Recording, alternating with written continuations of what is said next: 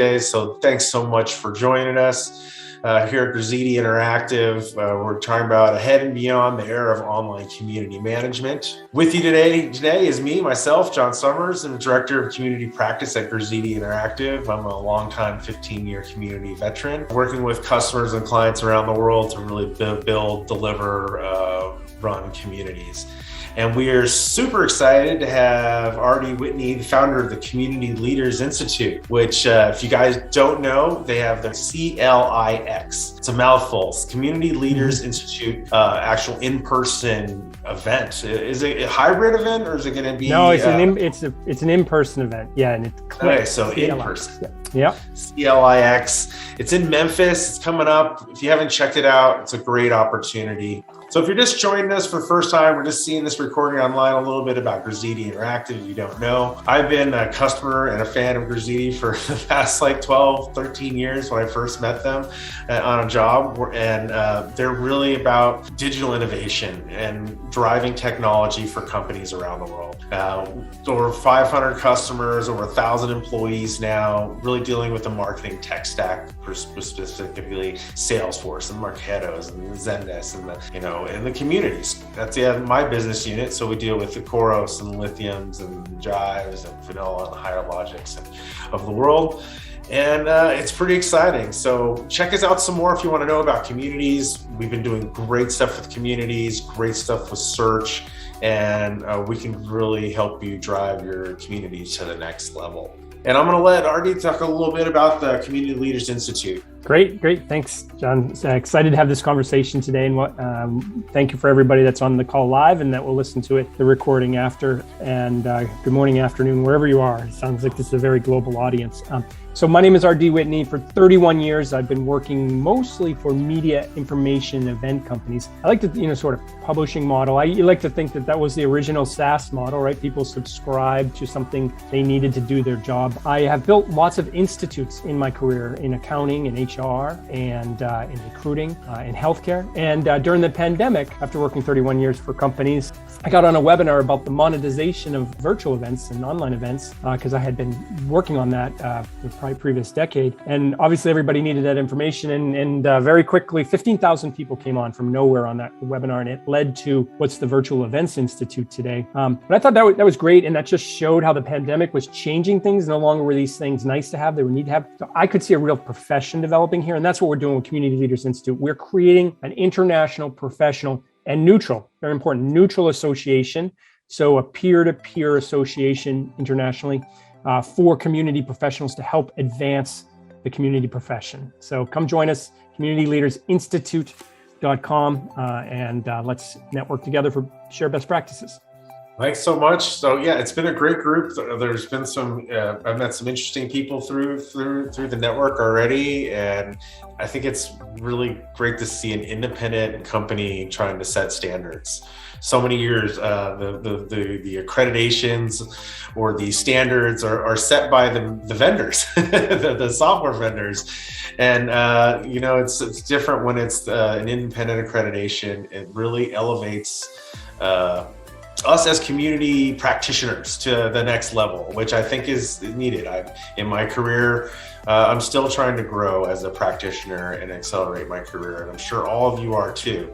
That's why I've seen a lot of things happen with even going down with the multiple career paths within community, right? This is why we say this is the era of online community, because what we're saying right at the beginning, that we collectively, I said 10,000 community managers, and already came back with maybe 100,000 plus people that are working within community. Maybe not a direct community manager, or that's their working title, but they are actively engaging and running their business or programs or something on the community. And I was like, well, I can see that, right? Because as programs grow and more people use the community, it's really changing the way. It was support, now collaboration, engagement, evangelists, the programs, and then the whole advent of virtual events have really speared this hockey stick community this last pandemic. Virtual events, everybody's on Zoom, everybody's doing these webinars, and to continue the conversation, community is a natural fit.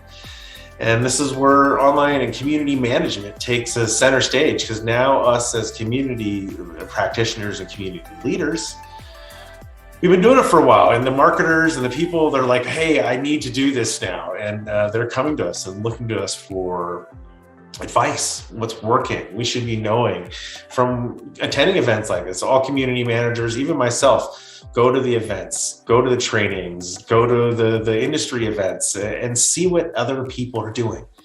Right? That's the only way you're going to learn. If you're a beginning community manager, go look at your competitors' community.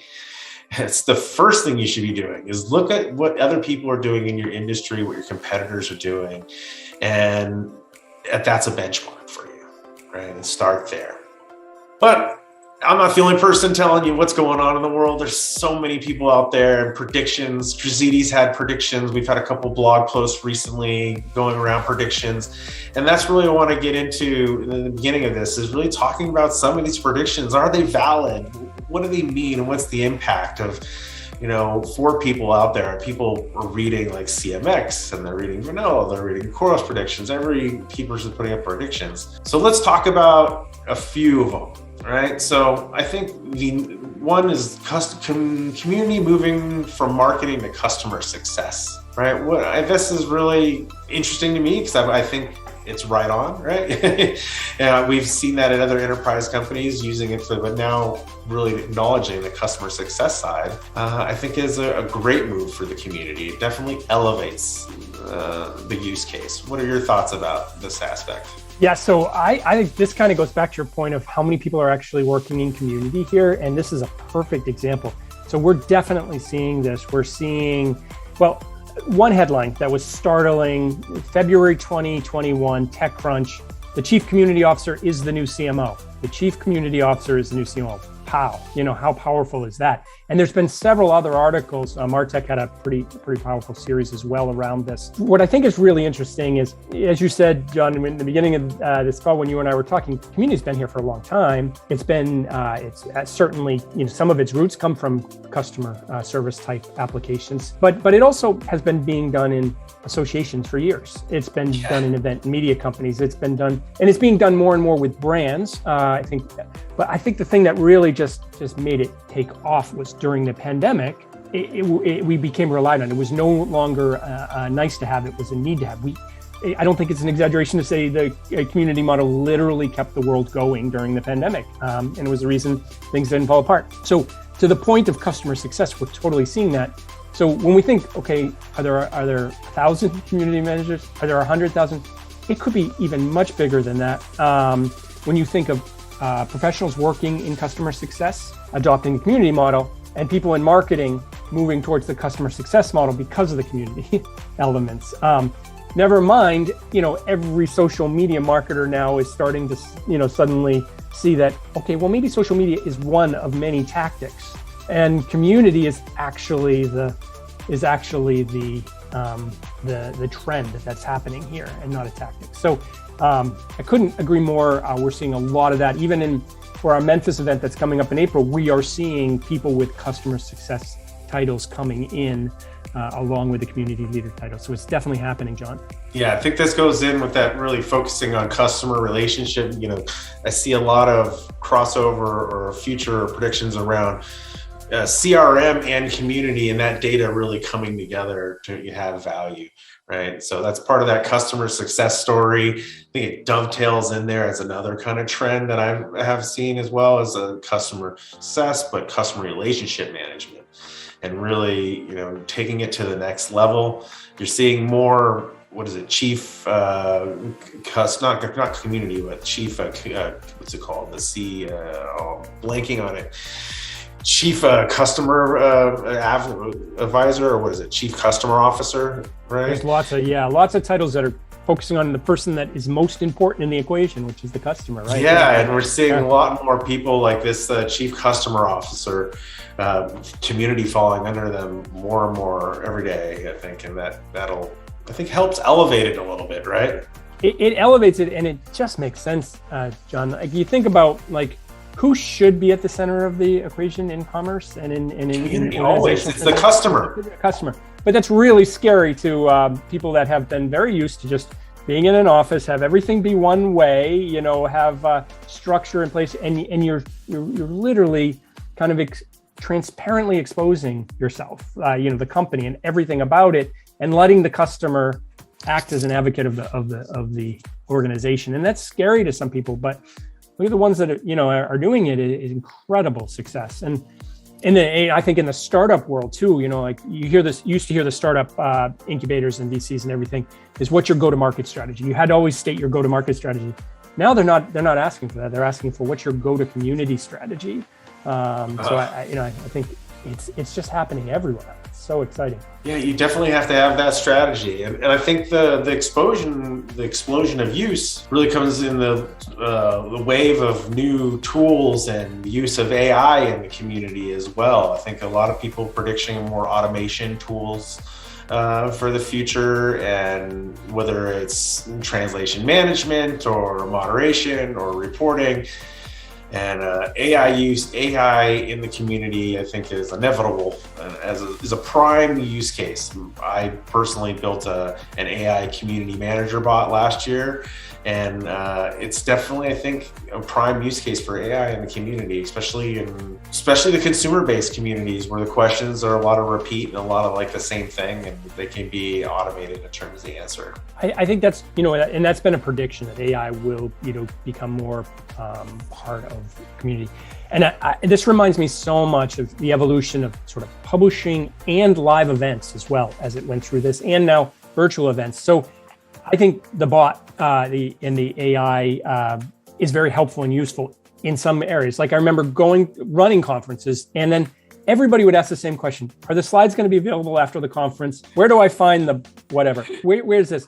And there were 100 questions in there that people would probably ask 1,000 times. And it was really helpful to have a bot with a personality that would just ask the question to, and it would give you the answer because it knows the answers. Why would you keep reinventing that? And, I think things like Zendesk and other organizations have done a really good job to make that part of the customer service experience. Where I think you can't rely on it though, because I think we always talk about communities being a place where you're bringing people together and having the vision to bring people together where they haven't been brought together before because of some kind of common connection or them needing a home. You can't rely on obviously the AI part of that to interpret the serendipity and the communications that need to happen at those authentic levels, I think, So I think, I think you and I probably see this a lot, John, people that kind of eye that is like, oh, we can automate the heck out of this, right? And some things you can, and some things you definitely don't want to. No, you have to have the conversations. You have to have the engagement there with people, human people that come there for a relationship. It's the same concept when someone calls your company and they get the automated, the pre-recorded stuff. They're like, man, give me an operator, right?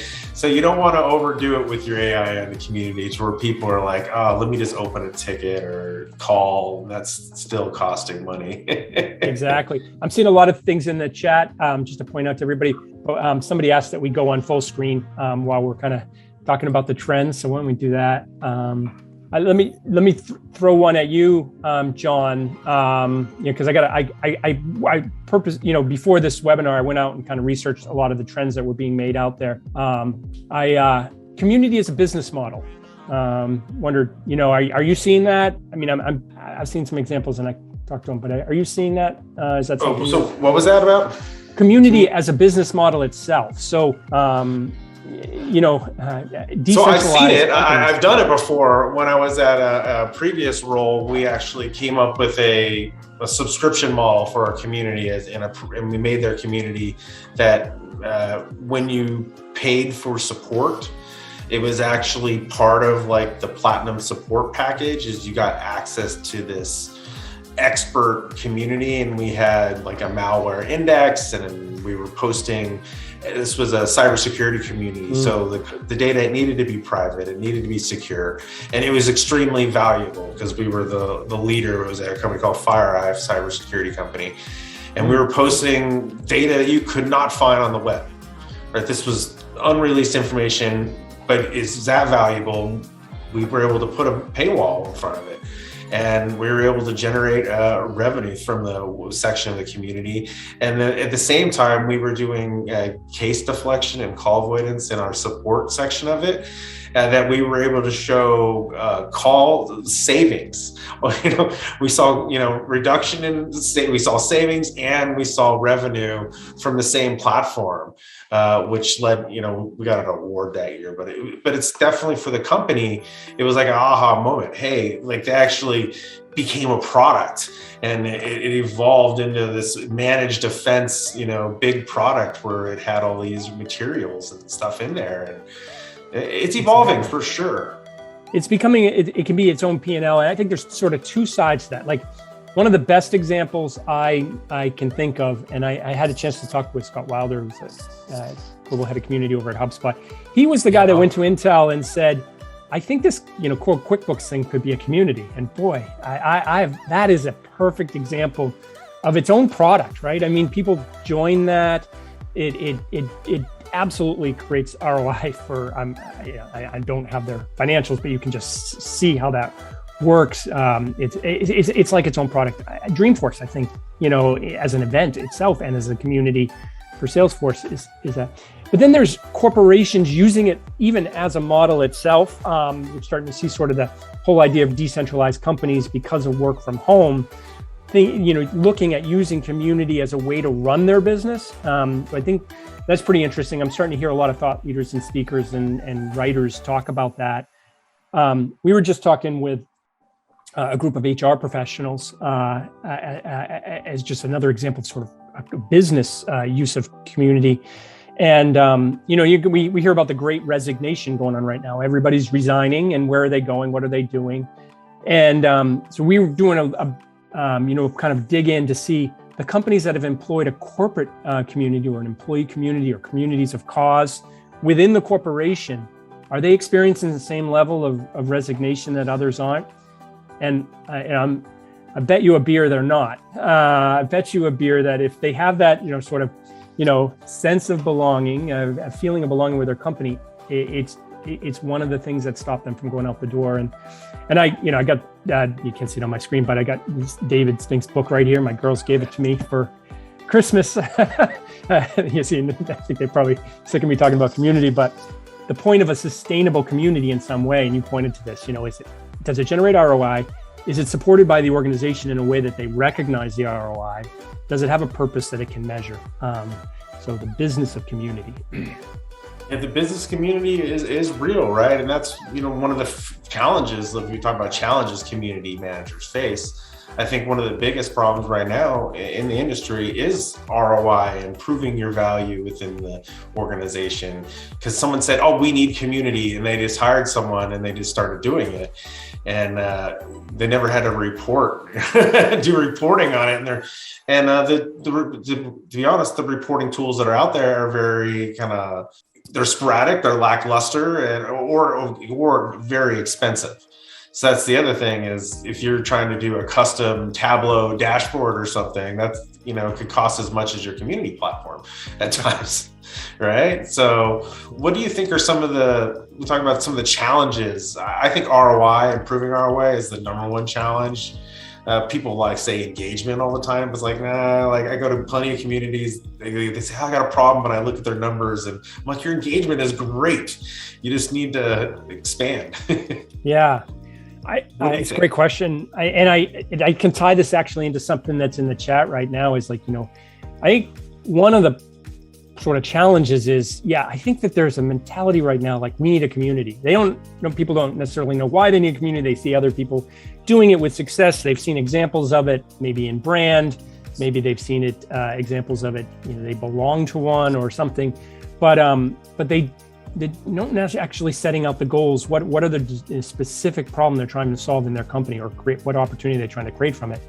And that can really depend. And I think, unfortunately, a lot of companies say, well, what platform should I use? That's their very first question, right? And I guarantee you 100% of the time, if you go to the platform and ask them that question, they will design you a community that fits perfectly to their platform, right? And there's a lot of great platforms, but that's not the place to start. I think the place to start is to step back and say, what are we trying to accomplish here?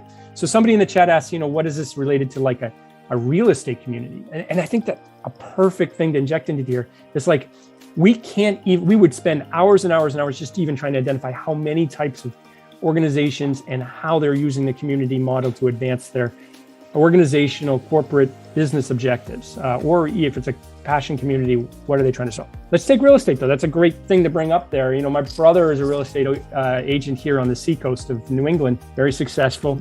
He has been in this area where I am for almost 20 years, and he has developed a really nice network of people that have moved in and out of houses. People love to come to Portsmouth area where we are on the seacoast here. I can absolutely see how someone that's really invested in their physical community in where they live could create a real estate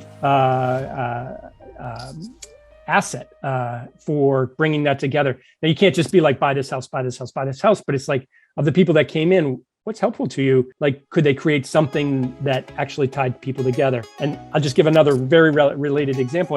There's like these convenient MD places where you can go in and, get a minor healthcare thing taken care of. And I always thought about approaching them saying, people have a lot of questions about healthcare. And if you created a bit of a community for people in the area about where to go, what to do, and, it's almost like customer deflection on some things, but it's going to be customer business building. So healthcare, real estate, where else could we do it, John? You could do it in everything. You can. I think there's most companies you can find an application. And I would say look at your top-down objectives from your company and try to map to those. That's the first thing I learned being in the big enterprise is you get these goals every year from your CEO, and you want to really try to map to those.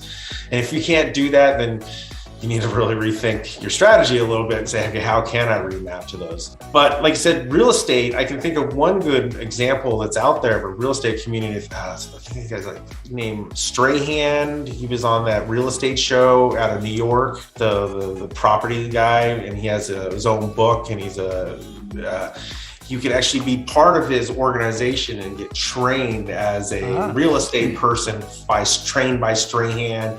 And he has a book, Selling by Strahan, and he has his own, they have a community of all those, it's about 10,000 people, I think. And they've all gone through his training program and are real estate agents or property brokers or somewhere along the spectrum. And part of going through his certification training is you get access to their community. And that's access to all the other people that are highly successful in the community, answering questions, getting advice, and trying to learn from each other. So I think that's a prime example of real estate. That's a great one. You even took it to a better direction there, right? Exactly. So people wanting to be part of a community so that they can learn from other professionals, and they probably don't compete with each other because geography doesn't matter in that case. So I mentioned I built a lot of institutes. We found out that people it might sound like boring jobs, but accounts payable, accounts receivable, there's 500,000 of them in America. They pay bills and they receive money. But guess what? You could not get education for those job functions. They don't teach that to you in college. They teach you managerial and financial accounting, and you learn it on the job, and everybody kind of learns it a little bit differently. And it's critical. So we found that, and we ended up taking over a publishing newsletter that was in bankruptcy. It was called like Accounts Payable, Accounts Receivable News or something like that. But it had tons of resources in there that we made into tools and resources and templates, put it behind a membership paywall, started doing events in Vegas and Disney, started doing things all year online.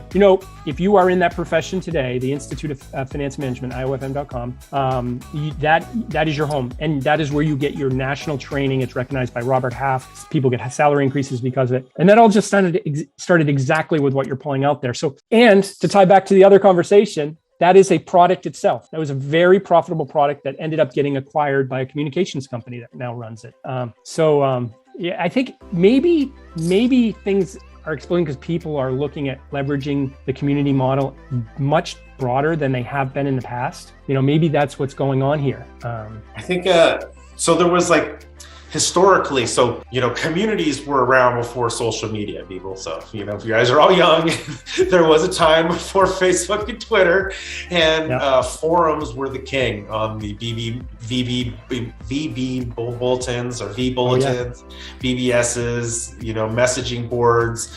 VB Bulletin was a huge software. It was cheap. It's like $50 to install. One of my first communities, and it was in the gaming industry. It goes all the way back to people really working in tech on the computers trying to get service, whether it was the Microsoft community when you're trying to get your Microsoft certifications, to Cisco when you were trying to get your Cisco certifications, the Cisco Learning Network. These were like kind of like your forefathers. Then social media came out and everybody, all the attention went over to Facebook and let's build Facebook groups. And most of the B2B people have now kind of backed away from all that because the return and the cost and overhead is too much and the return is so little.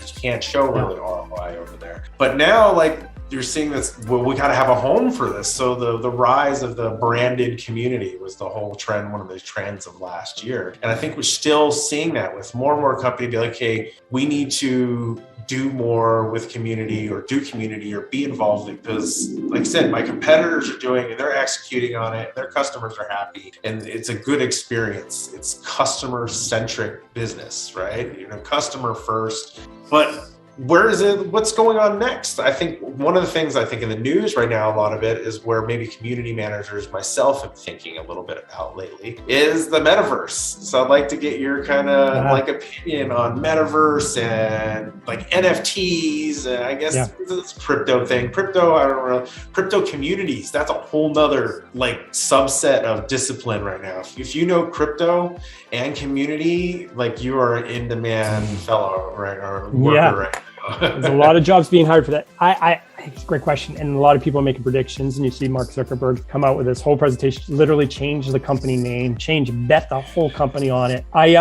Here's what I think. And people, put in the chat if you disagree. But I think that NFTs, crypto, even Meta, like I think you could probably follow along, but you could park that for 3, 4, 5 years because I think some of those might be flying cars, right? We were promised the flying car.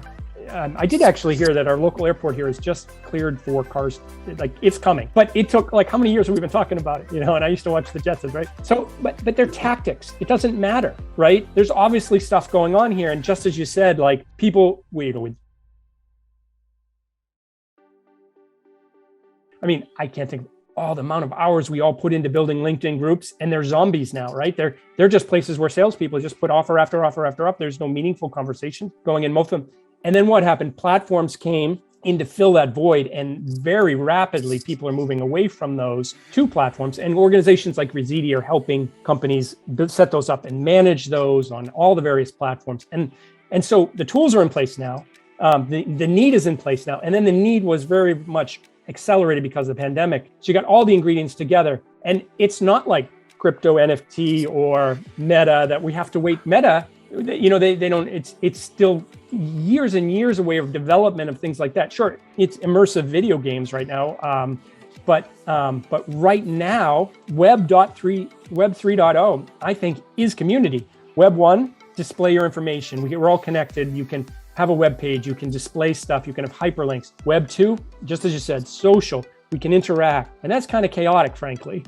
Yeah. Community puts that into structure. Create a community of your audience. Create a community of your social activity so that it's organized, so that it's not a waste of people's time, so you can find things so that it's productive. So I think Web3 is community. I really like that. The Web3 is community. I really like that analogy, and I could get on board with that as well, too. One of the things we've seen is more people trying to, if you're a community person, getting that content or that community conversations closer to your main product pages, right? So this is something I work on at another company as well, is actually trying to embed community and conversations right in where that product pages are.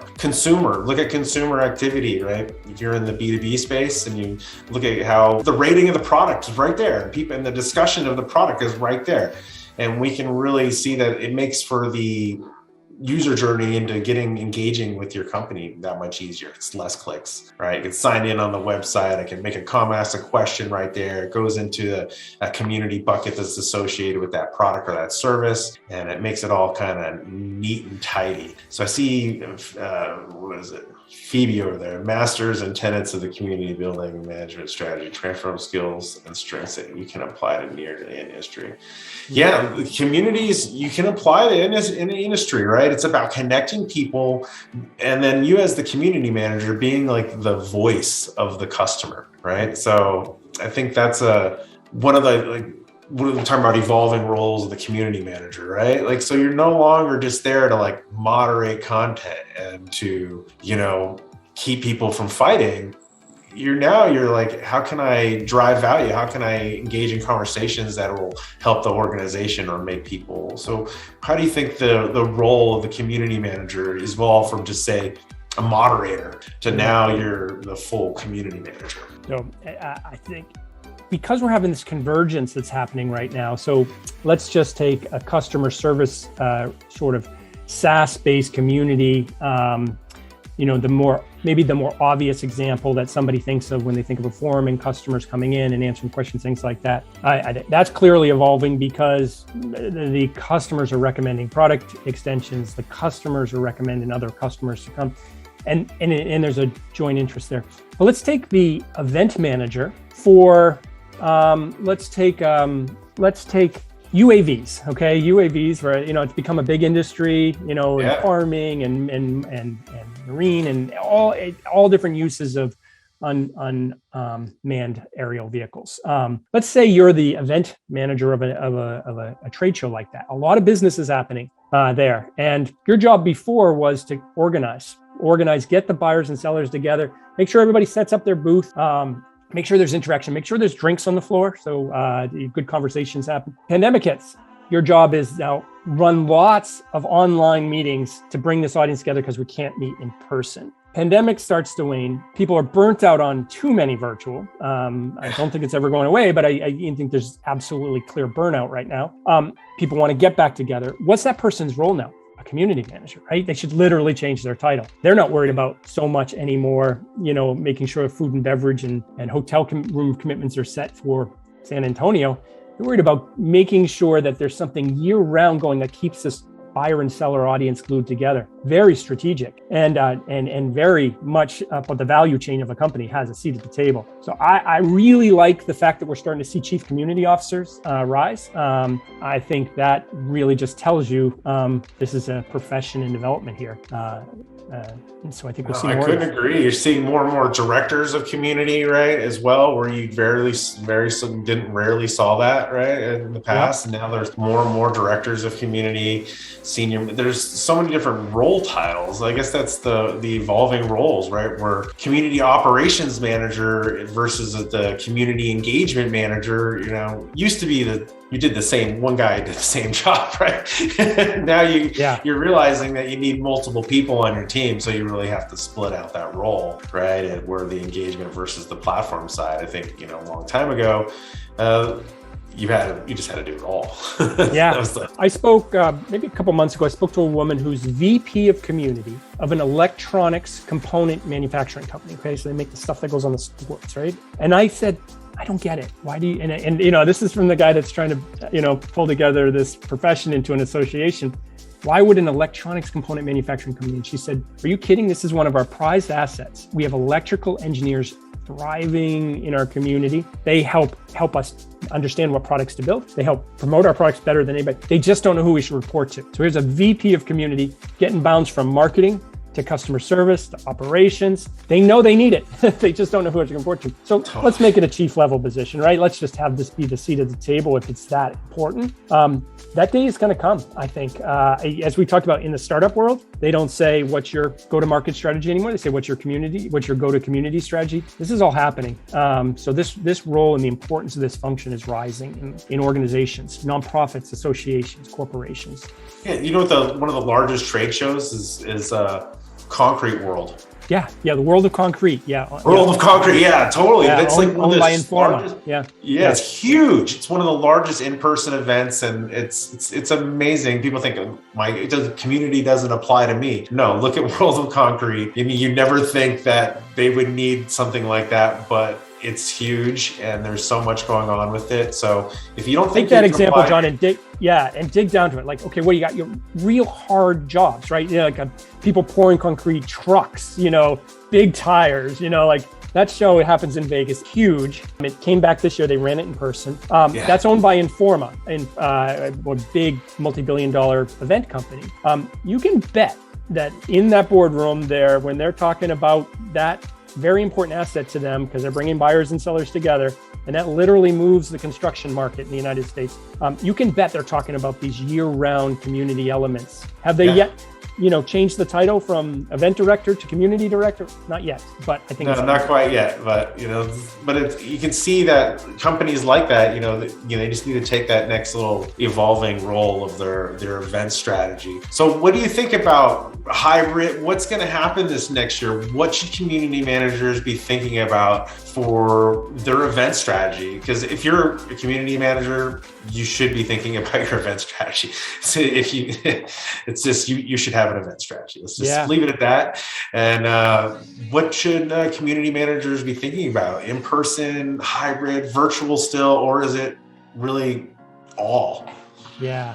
So I'm personally taking this on myself right now. So I give you my perspective we're building an association of community professionals. We have our first in-person live event happening in Memphis, April 4th and 5th. That was a hard decision. I'm doing this. That's a big risk as well. But I think there's nothing more important than getting people together face-to-face, safely, of course. And we're taking all protocols and measures that we need to there. But the world is getting back because we are human beings and we need to meet. Does that mean that virtual events just shut down? Absolutely not. I didn't want to put a virtual event component next to this event because I really wanted to create FOMO for people to come to this event. We have some of the greatest thought leaders and speakers, you as well, John, coming and supporting this event.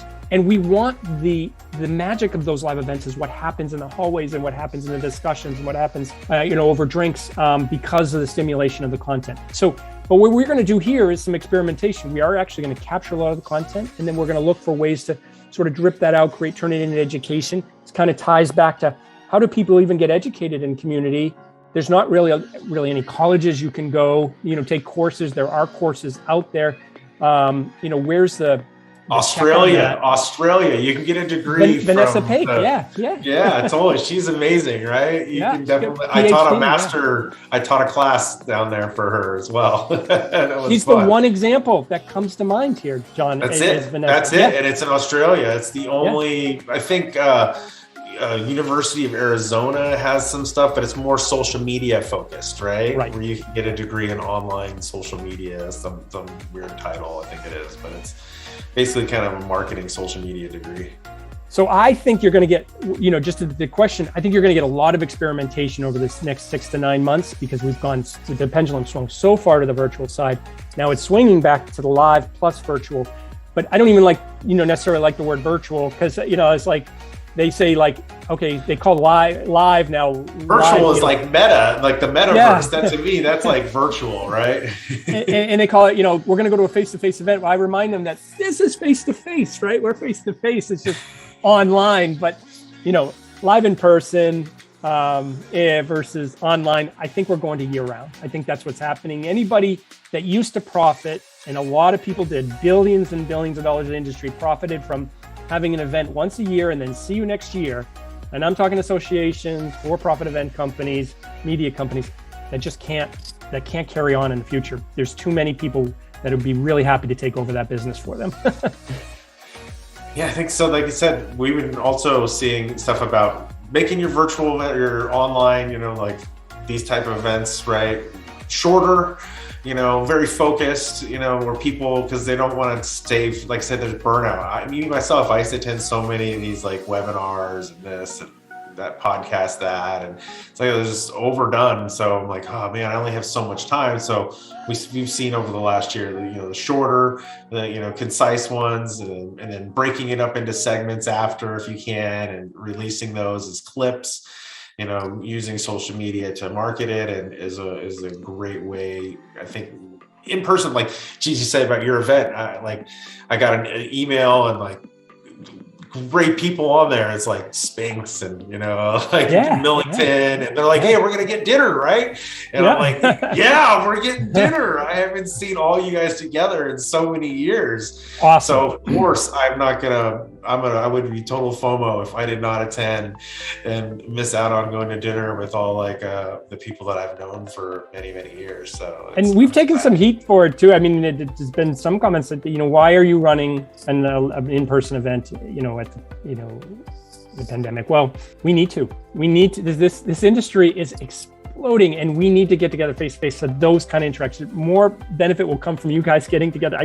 The thought leadership of you guys being at a dinner, I'd love to be at that dinner if I can. But the things that could come out there that can advance the industry, like I think back to when the computer industry was forming, and that was pretty important, right, to humankind.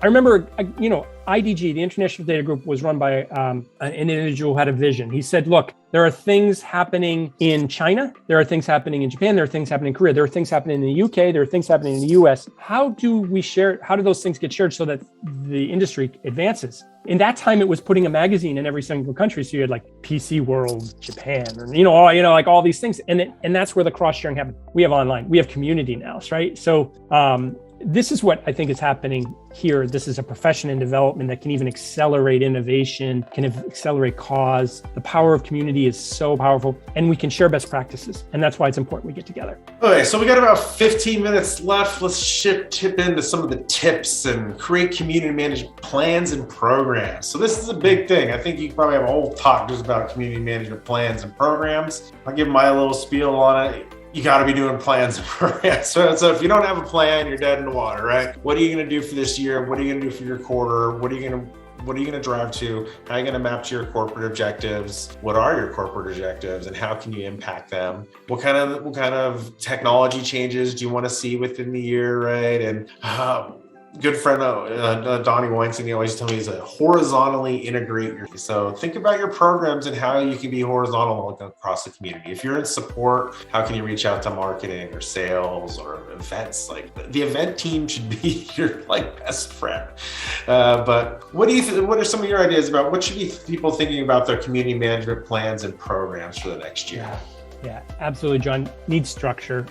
There isn't a one size fit all. It reminds me of the old days in publishing where we had an editorial calendar, right? We were going to cover these particular areas, and sometimes that would change based off of things that happen in the world or happen to the business. I get involved in some communities of cause, and I'm really, I love being on this one around the responsible seafood area. They're the organization that actually certifies aquaculture farms around the world is right here in my town of Portsmouth. It's an amazing organization. And they started a nonprofit because we need more protein in the world. We have to do it sustainably. And so they funded a nonprofit that spun out, and we helped them build a community. We have 250 people from around the world now in that. Okay, that's great. We got 250 people together saying, yeah, this is important, right? But where does it go from there? It could easily just float and fizzle out, or we could create community leaders within subtopics, and people help support what they help build.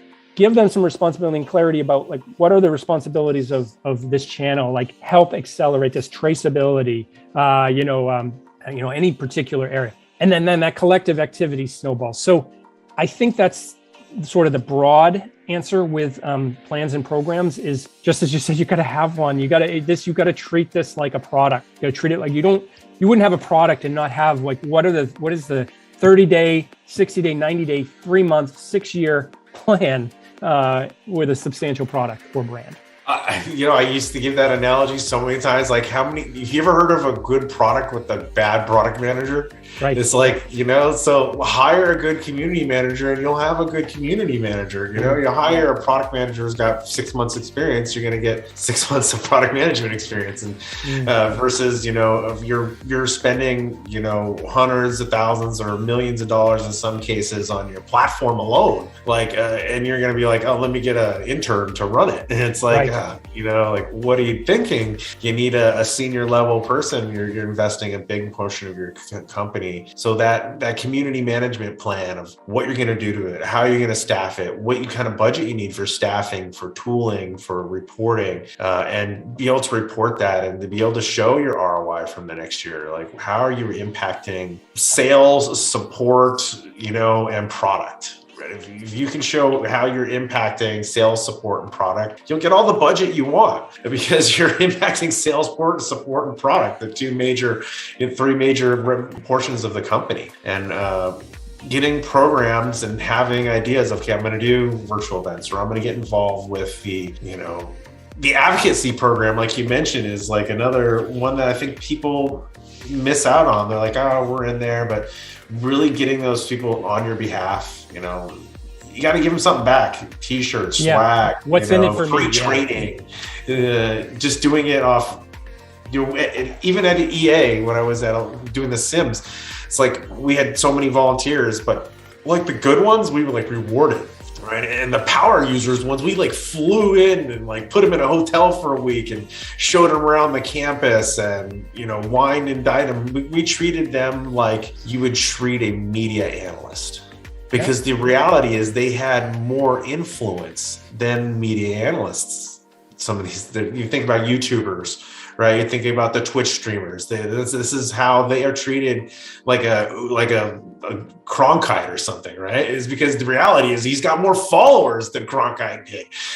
More people are watching his Twitch. He's got 50 million followers, right? So it's you got to think about your programs and your plans and leverage your power users. You just gave me a good idea. The idea of, so we have a job description template on CLI. It's for everything in there is free, but it's a good job description. But you just gave me a thought. I should go look at a couple product manager job descriptions, because you're going to see some different things on that, right? P&L responsibility. Like you have a product and you need to, but there's going to be a business side of that product manager that I think is now becoming part of a community manager. So that was one thing you got me thinking. The other thing, the signals that are coming out of these communities and the buying and selling potential of these communities is way bigger than media is now. I mean, people, when we go travel, we're influenced by reviews. When we're in a community, we're influenced our buying. So why would we pick, look, there's 4,330 technologies within the, servicing community professionals. That's different platforms, right? All different tools and things. How do you know which one to use, right? It's word of mouth. It's the communities you're in that people are going to suggest, you're going to ask them questions. So the power of the community in commerce, I think people are waking up to. Just as you said, the influencers have more followers than the news people. No, they do. And, I saw this early on with, bloggers, right? It was before the videos where these bloggers had such huge visits and highs. And as we'd look at the web analytics and we see like, geez, this site over here, and we get okay, what are the top 5 sites that drive traffic for my game? And then, those are our influencers, right? They're driving the most, and that's what social media does. Like, these people link back so many times, and that's how they get. There's whole applications now about being paid for influencers. So one person came back to me, he's like, should B2B and tech be paying their influencers? And I was like, so on the fence, with that comment. I think inherently they get a lot more out of it, but driving traffic, or if you have to be able to do sales attribution to social, which consumer products do all the time. If you look on social media, right? I mean, people are posting about, Bang energy drink, right? That link, when you click it, every time you click it, they get an affiliate buy, or they link in their Amazon store and there's an affiliate buy. All these things are kicking back where people can make, their gig economy and make money. It's like, is there compensation? What do you think about compensating community members? So it's that phrase, and you keep hitting on it. It's the WIFM, what's in it for me? No matter whether it's, compensation in the form of money, in the form of status in the community, in the form of reward and gamification. And I see that's one of the questions in the thing too, is sort of gamification. If there isn't a what's in it for me, then they're not going to lean into it, and support. So there has to be one. It depends. If it's a cause, and you're, something that somebody's very passionate about, there's going to be a what's in it for them. And then they might want, some responsibility or some status or something. So, but identifying that is really important. And then that goes back to the job role, is that's not a traditional community manager. That would be more what a product manager, in the case of an energy drink or something like that, might be thinking about, like, who could really move the needle here, and how do we compensate, whether it's money or some other reward, them for that. One other thing you're hitting on too is, so we talk about, like, this is the model's so applicable to so many things, but it's not just tech. In tech, it always seems like it's about gaming or tech or something like that. But I told you, electronics component manufacturing companies, seafood industry, right? Fishermen. The church industry, the religious stuff. So I'm doing like a church community right now, and all the moderators are volunteer, like, church members, right? So the part of their church duties is to come on and moderate this, 100,000 person community that they have. And I was like, wow, It's amazing. Absolutely. Great example. Politics too. I mean, think of how communities have literally elected I don't even officials want to for go good and bad. down that whole Yeah. rabbit hole of those political communities. That's a whole other conversation. But we did. Let me take one more there just to drill down, because this is a controversial one. But rare disease communities like this, my eyes were open to this. I'm like, pharmaceuticals supporting that. Then I thought, you know what? They're needed. Like a rare disease is identified, people are brought together, and if the pharmaceutical company didn't do that, who would? Because they have a motive to do it, but there's a great benefit of them coming together. Now, yeah, we got to make sure Mr. Burns isn't on that, and things like that. But what a great example, right? I mean, yeah, I agree. Those pharmaceutical ones and those, rare. I have a family member who's got a rare brain disease called hypersyphilis, and they're without their online community and their Facebook stuff and their fundraising, there would be no awareness. So, we got a question about gamification over here. Me and gamification go all the way back to my gaming years, so I'm a huge fan of it. I know me, I just think the use of more of it. And I think what we'll see in the next year or the future years is more cross-platform use of gamification to where you can drive actual business, right? So not only do they post a question, but they may have went and downloaded a resource or attended a webinar, and they get badging and gamification for that type of activities of expanding on gamification, making it a little more relevant. I did a project which is cool. I think other people should do as well. As I actually did one where you can trade in your points for actually branded kind of swag, like t-shirts or mugs, or so built a store and connected it to the gamification points. So what are your thoughts on gamification moving into 2022? Yeah, I like to think of examples like the point systems for airlines was a game changer. Like, why do you fly one airline over the other? When points came into it, it made it completely obvious. And my wife and I try really hard every year to get the companion fare, in Southwest, and it's great because we get to travel together. But that motivates me, and so I think there's lots of examples of that in marketing. So the ifification of the game needs to mean something, right? And whatever that is that motivates, is great. And it's again, product manager versus community manager. Now, that you raise that idea is like, this is what a product manager would be thinking about is what can I do to motivate my audience so that they tell each other about the product and they repeat and they come back. Yeah, no, I think they see that reward, they see that the little points, people recognize that you're trying to build thought leaders, that people trust. People do look at the profile. People for some reason think, oh, we don't need profiles, or people don't look at the profile. It's one of the first things people click on, and they're looking at the post, they hover that name and they click on it.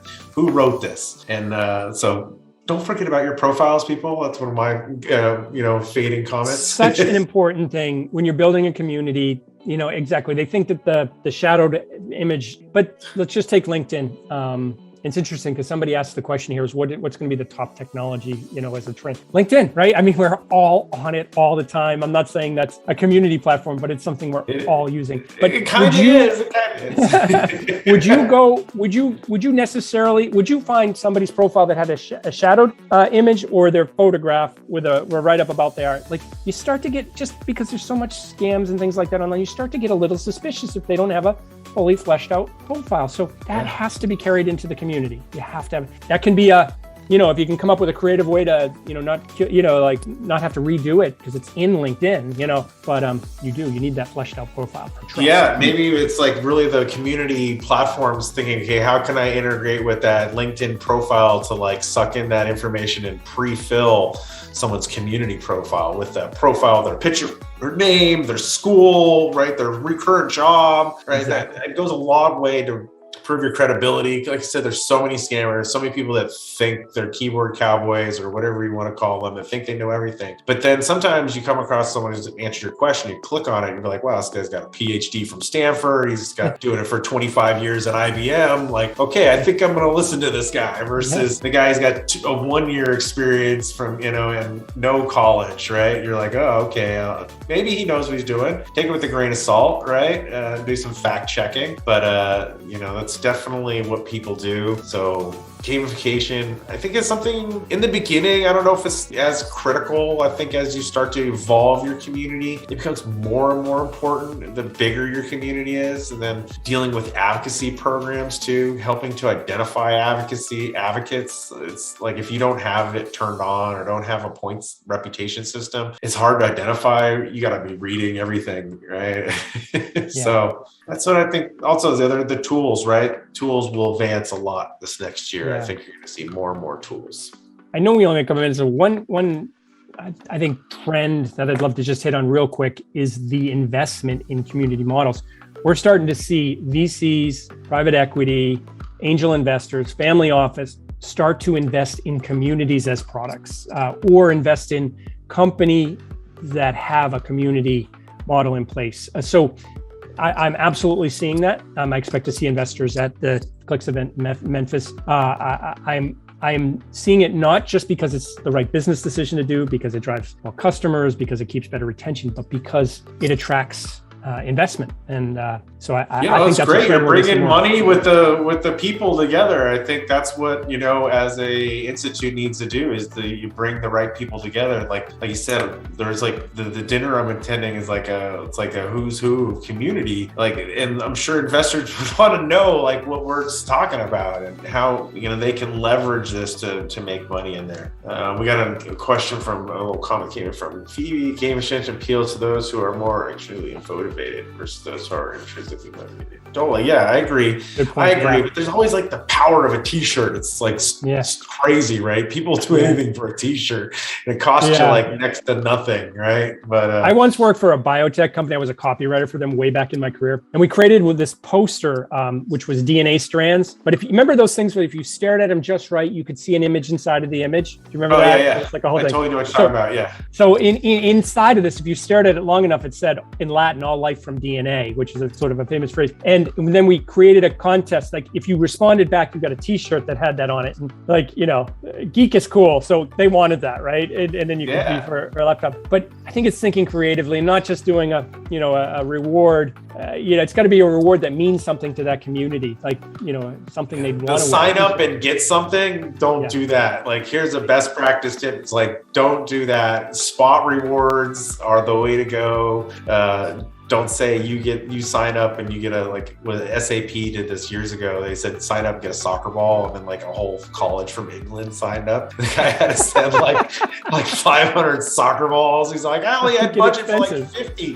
And he's like, I said 500 to college. But what he did is he turned it around. He actually got some jerseys made, sent them there, and they took pictures with all the soccer balls and the jerseys on, and they made it a whole thing.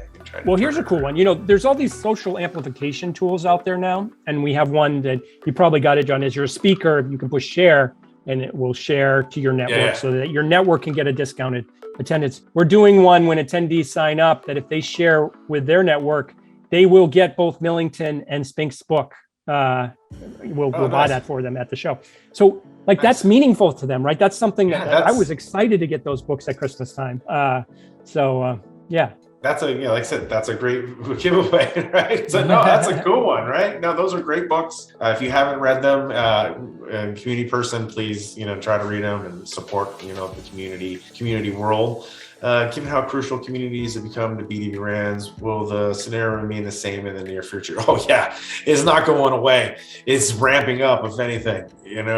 Bigger and more companies are, the biggest brands that I'm working with, which were some of the biggest companies out there, they're even okay, we need to relaunch. We want to retheme it. It's been a couple years. They're reinvesting in strategy, rethinking, and coming back to it. The average age of community is 6 years, 7 years now. That's how old they are. And if you haven't updated your site in 6 years, you should be calling me over Grazini because every couple years you really need to re-spruce it. Look at the theming, look at the colors. Your corporate site has probably changed. Are you current? Do you have the right header, footer, and colors? And then thinking about modern UI and what people are thinking. You got to have some usability on your site, right? Yeah, exactly. Yeah.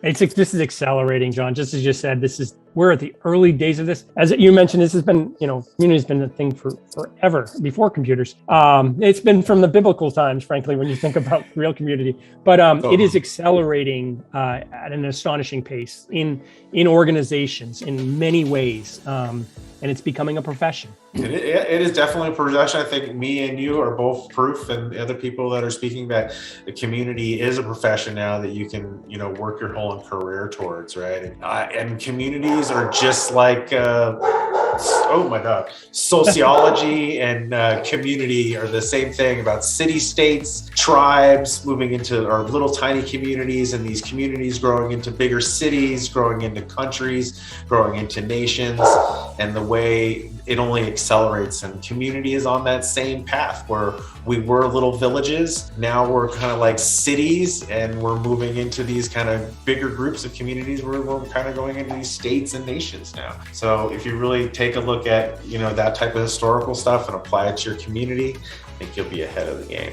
So I think we're about out of time.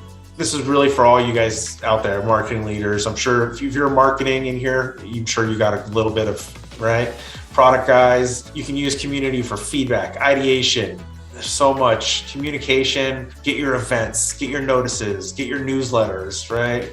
Executives, you can get customer feedback, you can get employee feedback, you can get tone and sentiment, and really sentiment or see good CSAT scores from your community members. Fill out rates are much higher. So with that said, make sure to check us out at CLIX. I'm super excited, and you can follow me on LinkedIn. And I'm sure, where do you think everybody can find you? RD Whitney on LinkedIn. Yeah. Yeah, totally. LinkedIn's the way to go, right? It's definitely the business community of the choice these days. Yeah. Great. Thank you so much. This was a great discussion. Yeah, this was fun. I hope everybody else enjoyed it. And thanks so much, guys.